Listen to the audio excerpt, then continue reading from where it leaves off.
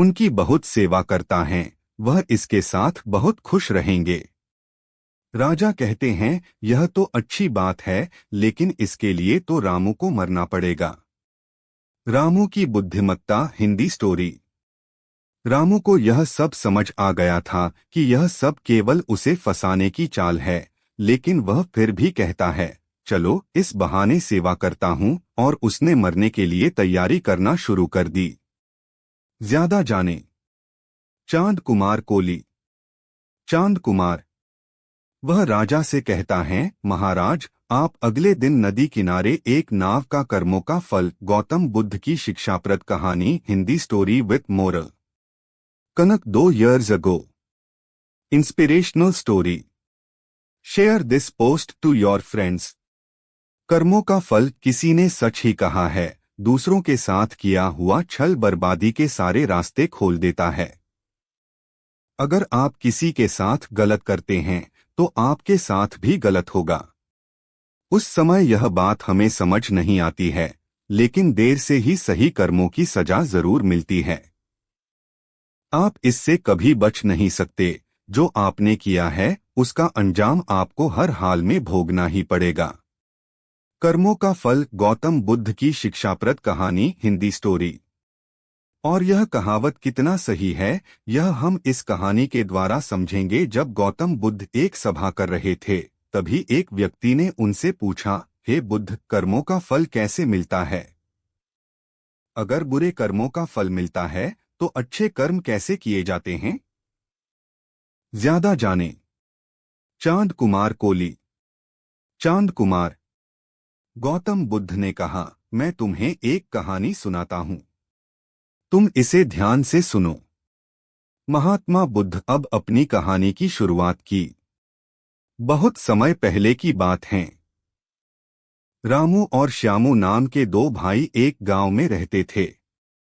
श्यामू अक्सर रामू को देखकर जलता था, क्योंकि रामू स्वभाव से बहुत अच्छा था। उसके दिल में सबके लिए दया और आदर भाव था।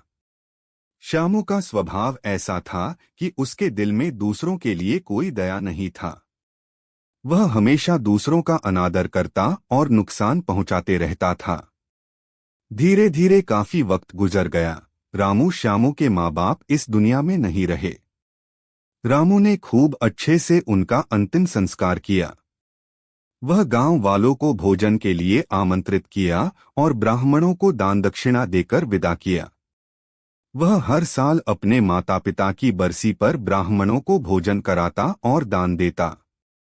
यह सब चीजें श्यामू को पसंद नहीं आती थी, और वह बौद्ध कहानियां। समय बुद्धा भगवान बुद्ध सिद्धार्थ गौतम का जन्म कपिलवस्तु के लुम्बिनी में एक राजकुमार के रूप में हुआ था, जिन्होंने जीवन के दुखों को देखकर 29 साल की उम्र में राजसी जीवन त्याग दिया और सत्य की खोज में निकल पड़े। कठोर तपस्या के बाद उन्हें बोधगया में ज्ञान प्राप्त हुआ और वे बुद्ध कहलाए, जिन्होंने मध्यम मार्ग, 4 आर्य सत्य और अष्टांग मार्ग की शिक्षा देकर बौद्ध धर्म की स्थापना की और 80 वर्ष की आयु में कुशीनगर में महापरिनिर्वाण प्राप्त किया। जन्म और प्रारंभिक जीवन। जन्म 563 ईसा पूर्व, लुम्बिनी, नेपाल। माता पिता राजा शुद्धोधन और रानी माया देवी। जन्म के बाद निधन, पालन पोषण मौसी गौतमी ने किया। नाम सिद्धार्थ गौतम। राजकुमार का जीवन। राजा शुद्धोधन ने उन्हें दुखों से बचाने के लिए महल में सभी सुख सुविधाएं दी, लेकिन सिद्धार्थ का मन सांसारिक जीवन में नहीं लगा। सत्य की खोज। 4 दृश्य। 29 वर्ष की आयु में सिद्धार्थ ने एक बूढ़ा व्यक्ति, एक बीमार व्यक्ति, एक शव और एक तपस्वी को देखा, जिससे उन्हें जीवन के दुखों का एहसास हुआ।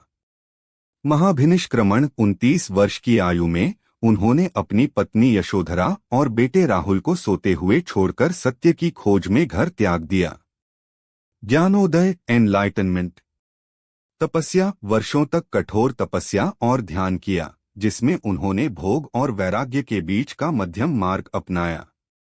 ज्ञान प्राप्ति। बोधगया, बिहार में एक पीपल के वृक्ष, बोधि वृक्ष के नीचे वैशाख पूर्णिमा के दिन उन्हें ज्ञान प्राप्त हुआ और वे बुद्ध ज्ञानी कहलाए।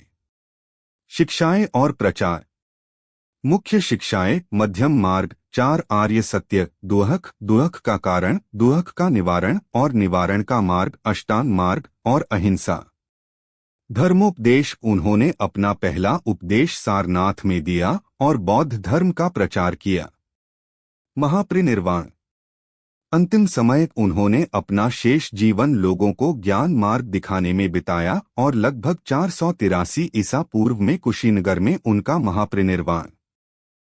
समझ नहीं होती और परंपराओं में घुसकर भी हमको भी पूछती नहीं कि चीज कैसे घट गई। चुपचाप अंधे आदमियों की तरह तरह स्वीकार कर लेते। एक और घटना मैंने सुनाई है। यह गांव था। उसे गांव में 2 समांतर सड़क थे। सारा गांव दोस्तों को पर ही बसा हुआ था। एक दिन दोपहर में एक सूफी फकीर एक सड़क से दूसरे चरण पर प्रवेश हुआ। उसकी आंखों से आंसू झक रहे थे। किसी ने उसने पूछा कि क्यों हो गया आपकी, वह रो रहे हैं, लेकिन उसकी आंखों से इतनी आंसू टपक रहे थे और वह कुछ भी नहीं बोला। जिसने पूछा था उसके पास पड़ोस में खड़े आदमी ने कहा, मालूम होता है सामने की सड़क पर कोई मर गया। फिर सारी उसे दूसरी सड़क पर खबर पहुंच गई कि सामने किसको कोई मर गया, और वह आदमी के हाथ से में जब खबर गई तो उसमें कुछ और जुड़ता है गया और जड़ता गया। शादी होते होते यह खबर हो गई कि सामने किसी को प्लेग की महादेव महामारी फैल गई, और जहां पर लिखी महामारी फैली हुई है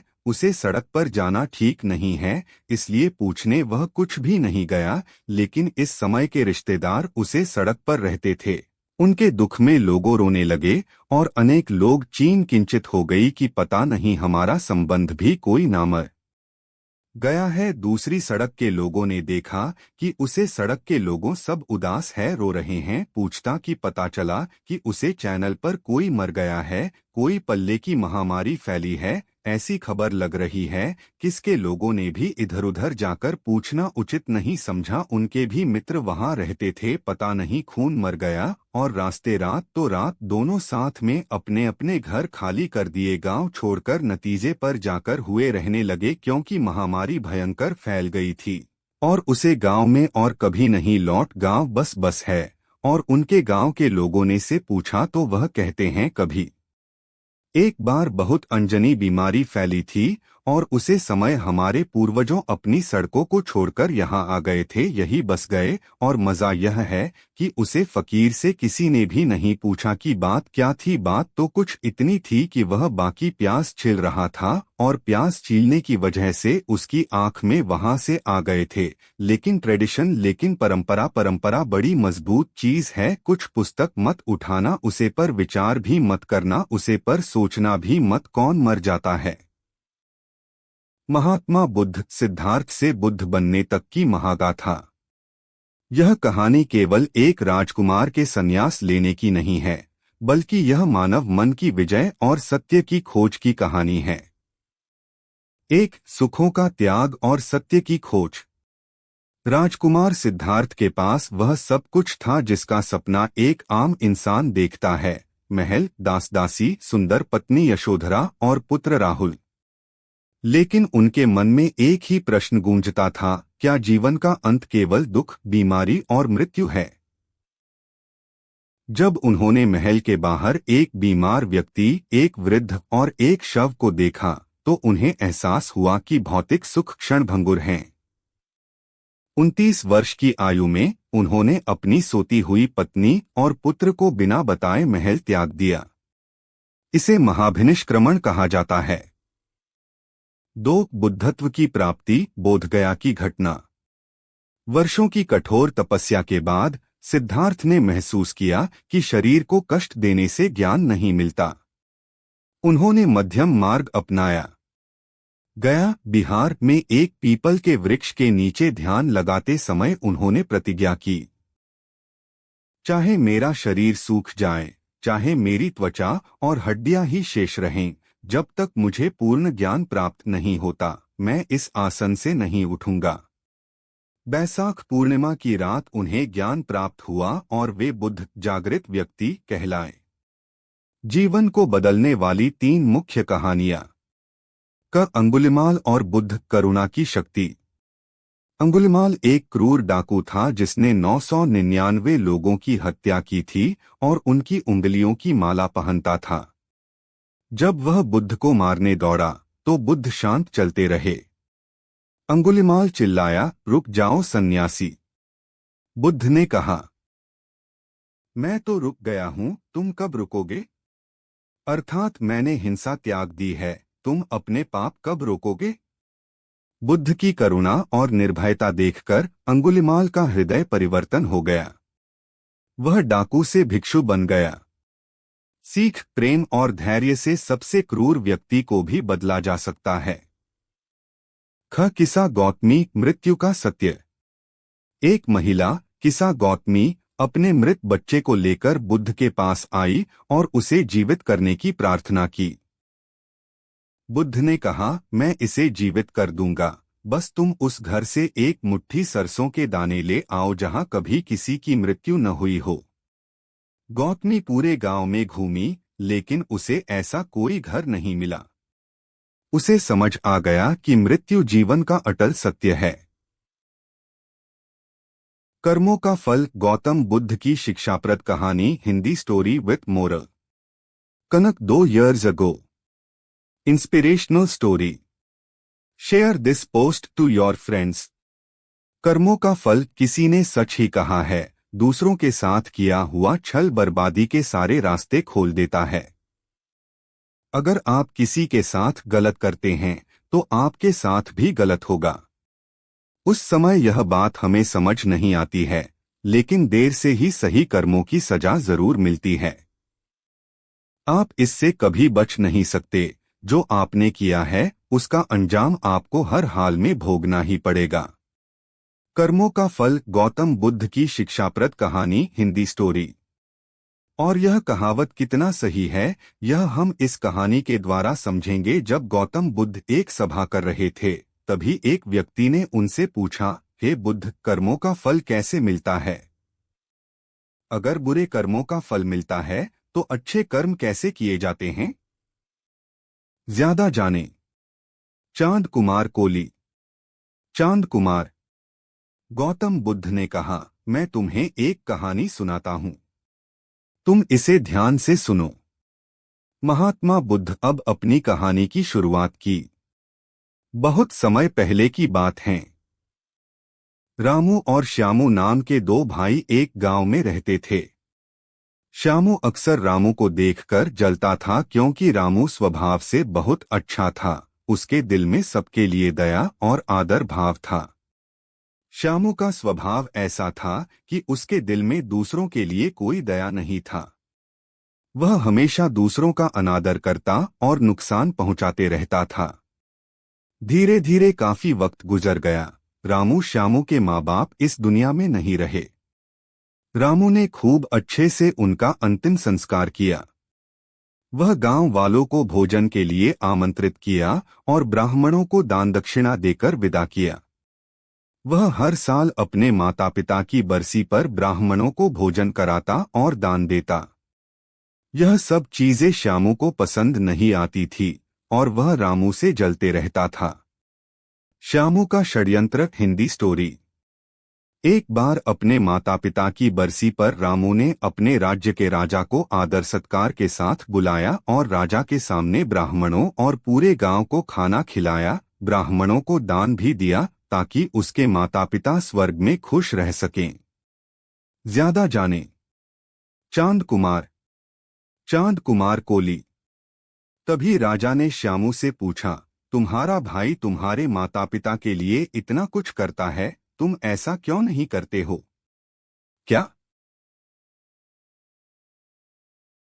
जीवन में तीव्रता, जीवन में साधना के दूसरे सूत्र आनंद भाव पर आज सुबह हमने बात की। उसे संबंध में बहुत से प्रश्न पूछे गए, उन पर अभी हम विचार करें। एक मित्र ने पूछा है कि मैं आनंद भाव के लिए समझाते समय यह कहा कि आज तक की परंपरा की पुष्टि दुख की रही है, क्या शहरी परंपरा ही गलत है? उन्होंने ऐसा पूछा, परंपरा गलत है या सही बहुत जरूरी सवाल नहीं है। जरूरी सवाल यह है कि परंपरा को पकड़ने वाले लोग गलत होते हैं या सही परंपरा को पकड़ने पकड़ने लेने की क्लीनिंग की जो आदत है वह गलत है। उस व्यक्ति नीचे की अनुभव और सत्य को कभी भी उपलब्धि नहीं हो पाता है। मुझसे पहले, आपसे पहले हजारों वर्ष में हजारों लोगों ने प्रेम किया है, लेकिन जब मैं यह आप प्रेम करने की यात्रा पर गतिमान होते हैं तो प्रेमियों की परंपरा से हम क्या सिखाते हैं? कुछ भी नहीं सीखते हैं। उन प्रेमियों को एक शब्दों को सिखाते हैं,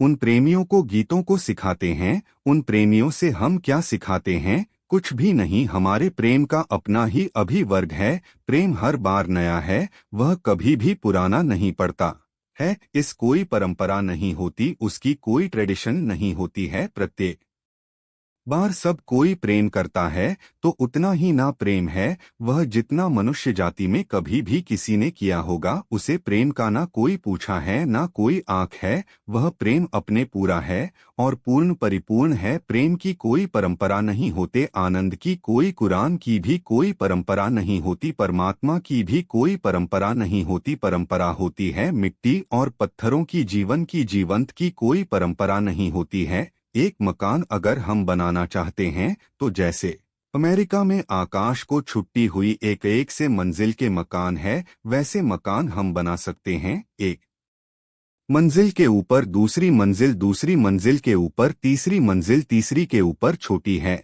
एक इंच के ऊपर दूसरे, दूसरे के ऊपर हजारों इंच रख सकते हैं। हम मकान ऊपर की तरफ उठा सकते हैं, लेकिन आदमी एक दूसरे के ऊपर खड़े नहीं होते हैं। हर आदमी जमीन पर खड़े होता है और पृथक खड़ा होता है। ना तो बेटा आपके ऊपर खड़ा होता है, ना ही शिष्य गुरु के ऊपर खड़ा होता है। कोई किसी के सिर पर खड़ा नहीं होता है। आदिम की कोई श्रृंखला नहीं होती, नीचे से खड़ी होती है और ऊपर चली जाती है। प्रत्येक आदमी भूमि पर, अपने पैरों पर, अपनी भूमि पर खड़ा होता है।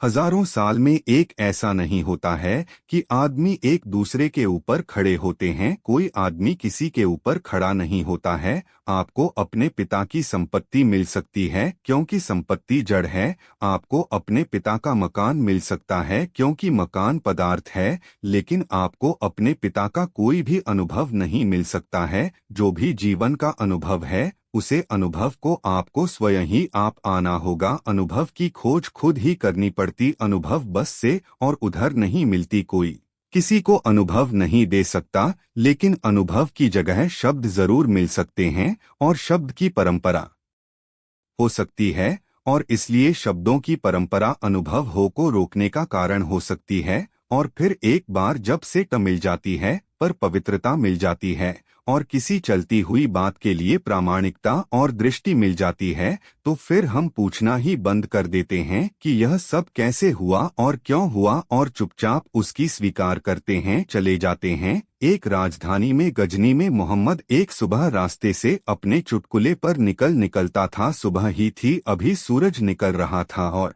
सर को सड़कें चलनी शुरू हो रही थी। रास्ते पर उसने एक गरीबी और बुद्ध मजदूर को देखा।